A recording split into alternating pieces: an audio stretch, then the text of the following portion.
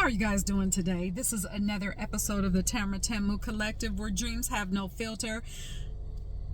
So, today, this is a different type of episode that I have actually been sitting on this for perhaps 3 weeks now. It's not that it's out of topic. It is, in fact, very much on topic with what we talk about on this show. But the topic has negative connotations that we're going to get into. The topic today is about sensuality and why perhaps the message of delayed gratification has sent the wrong message, okay, to all of us.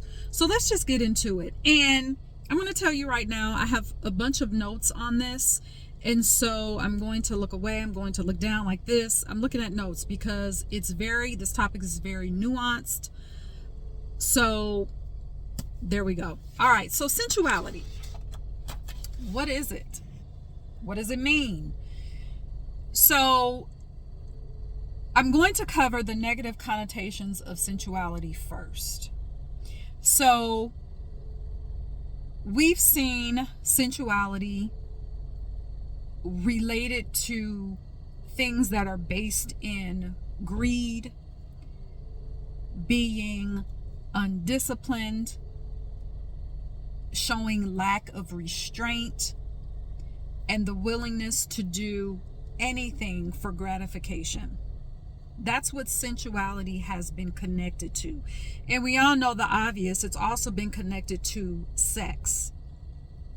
Well, in this video, when I talk about sensuality, I'm not coming at it from a sexual angle, okay? So, again, sensuality is often connected to greed, being undisciplined in life, showing lack of restraint, and the willingness to do anything for gratification. But the other side, the actual definition, the literal definition of sensuality is means to excite the senses, exciting the senses, and gratification. Doing things that are gratifying, doing things that bring you joy. And so that is the angle that I will be approaching sensuality from.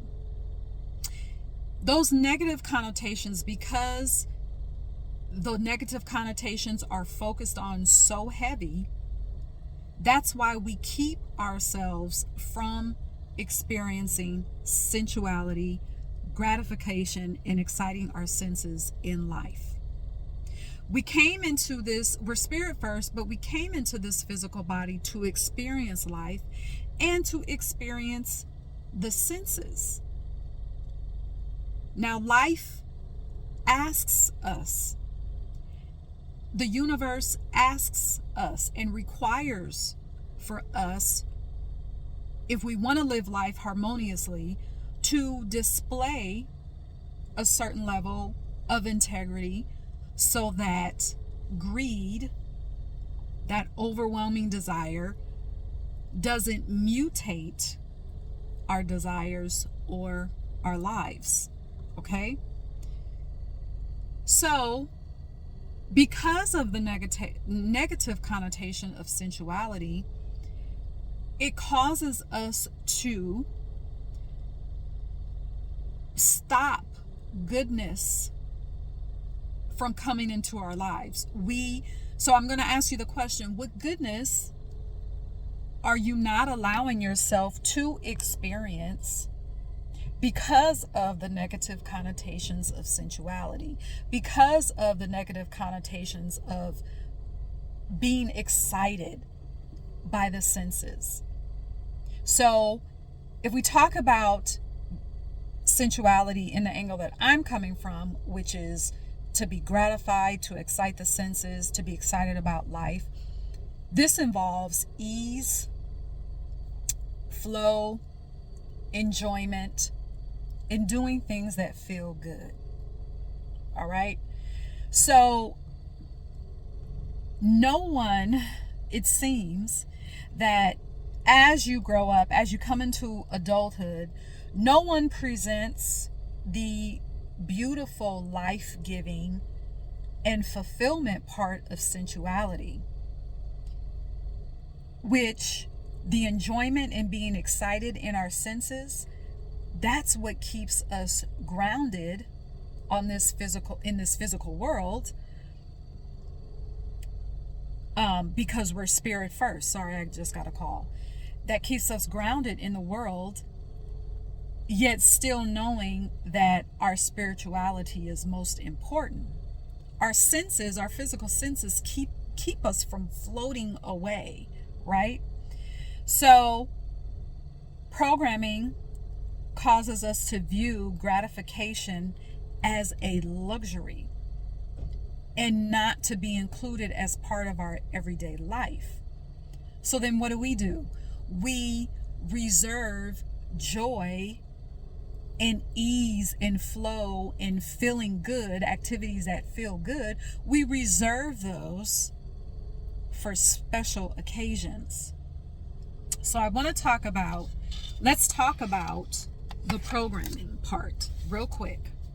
And I don't want to spend a whole lot of time on the programming part because often, and I'm not saying to go back and review programming. I'm not saying that is not valuable.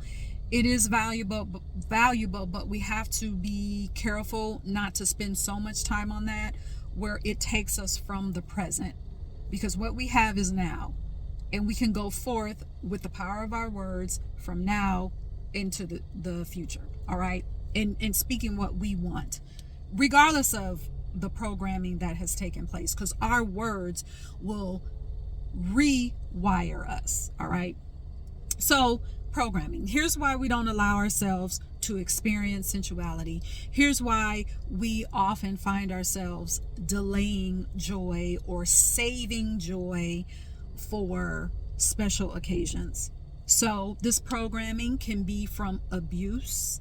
It can be from trauma that you directly experienced, or someone else in your life experienced trauma and they influenced your programming regarding gratification.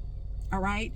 So gratification, the reason why I'm bringing up trauma and abuse, because gratification, it really causes you to, and I don't want to say force, but that's the word I'm going to use, force. It forces you to get within your body, because it's in your body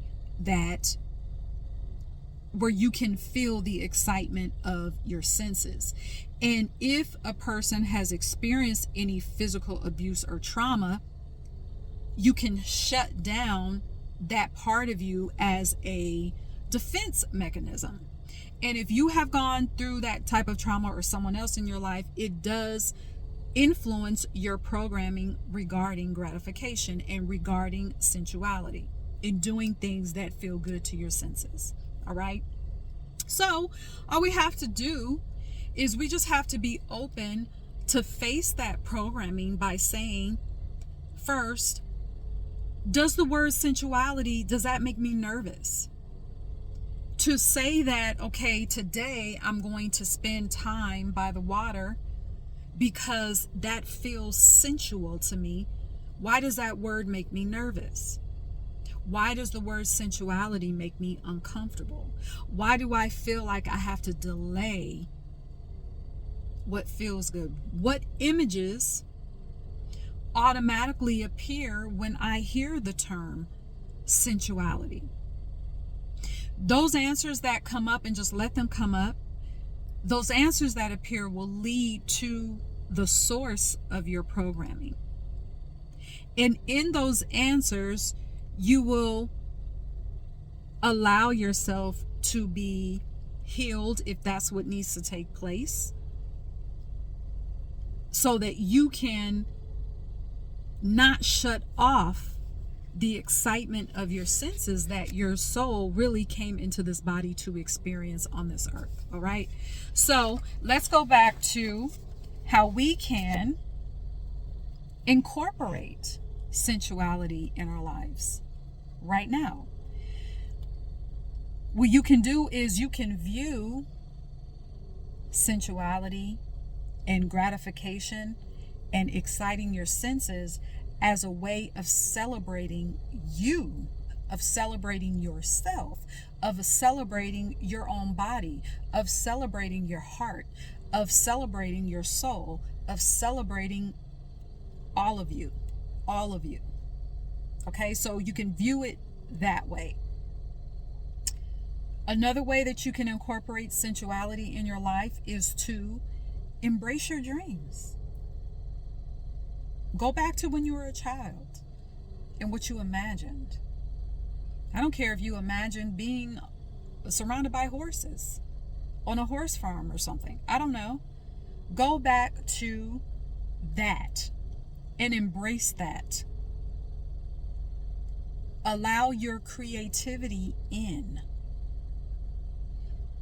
Perhaps you were a photographer. Perhaps you enjoyed taking pictures. Perhaps you enjoy drawing pictures of the clouds. Get back into that. Allow your creativity in. Another way that you can incorporate sensuality is wear that special outfit today. All right, wear your jewelry that you would normally just save for going out, or the makeup that you would save putting on your face when you actually go out. Just put that on to go to this. I don't care if you had nowhere to go today or just to go to the store. Just put it on, because that's celebrating you. Obviously, if you have an outfit that you're saving for going out, number one, going out, that's supposed to be fun, right? Okay, so that's another way to excite your senses. And putting on that outfit, it makes you feel a certain way. Well, why do you have to delay feeling good or feeling that certain way for a special occasion when you are the occasion? Put on that jewelry, put on that makeup, put on that outfit. All right? Take a bath on a Tuesday in the afternoon. Don't wait for the weekend. Don't wait for anything. Take the bath. If you feel like, okay, I just want to take a hot bubble bath just because, do that. Just because, to do something just because it feels good, that's all the reason that you need. All right? Here's another way that you can incorporate sensuality. When the next time you have your meal or lunch, dinner, whatever, breakfast, the next time you eat or just have a snack, the next time you eat, instead of shoving the food in your mouth, take time to experience the food. Maybe you want to turn on your favorite song. I don't care if it's trap music. I don't care if it's Blow the Whistle by Too Short. Okay? Play your favorite song while you're eating, while you're drinking. Enjoy that experience. That's a way that you can incorporate sensuality into your life. Do you understand it? Yeah. So, now, when we talk about, I touched on this just a little bit, delayed gratification. From my perspective, when we've heard delaying gratification, what I've realized is that message was tied into the negative connotations that surround sensuality. Because what that has done is kept us from experiencing joy in every day of our life in some way. So I want to ask you this question. How have you kept yourself from joy? What have you had a desire to do recently, but you stopped yourself because you felt like it wasn't attached to anybody else, or it wasn't attached to a reason?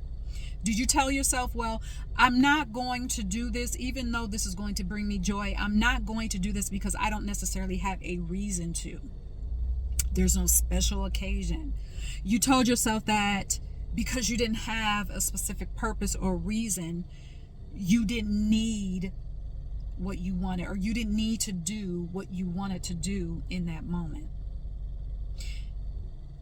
To experience joy, to experience gratification because you desire to, that is the purpose.